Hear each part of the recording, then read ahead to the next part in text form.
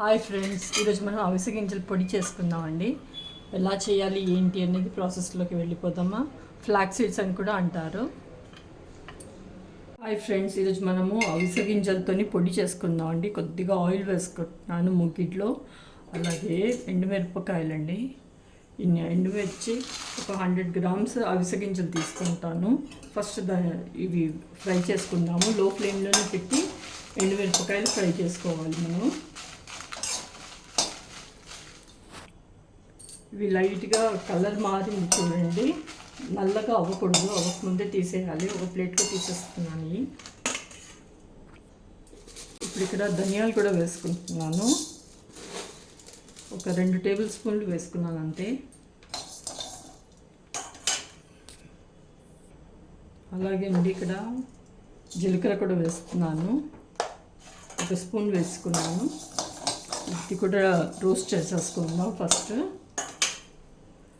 అలాగే వెల్లుల్లి కూడా వేసేసుకుందాం అండి. పొట్టు తీయకుండానే వేసాను నేను.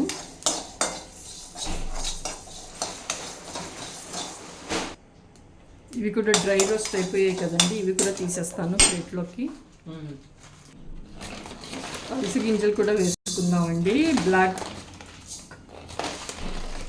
అవిసె గింజలు కూడా వేసేసుకున్నా. ఇది అవిసె గింజలు అంటారు, ఫ్లాక్స్ సీడ్స్ కూడా అంటారు కదండి, ఇవి.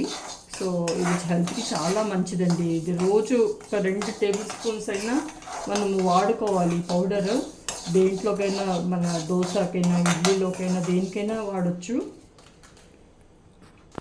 ఇప్పుడు ఇట్లా క్రాకిల్ అవుతున్నాయి చూడండి, నువ్వులు అయినట్టు.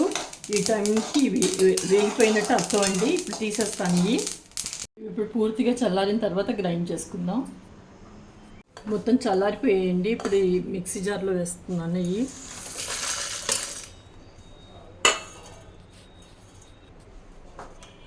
కొద్దిగా ఉప్పు కూడా వేసుకుంటున్నాను. ఇప్పుడు గ్రైండ్ చేద్దాం. ఫస్ట్ ఇవి గ్రైండ్ చేసుకుందాం. ఇదండి, ఫ్లాక్స్ సీడ్స్ కూడా ఇందులోకి వేసేసి మళ్ళీ గ్రైండ్ చేద్దాం. ఇది ఫ్లాక్స్ సీడ్ పౌడర్ రెడీ అయిపోయిందండి. అవిసె గింజల పొడి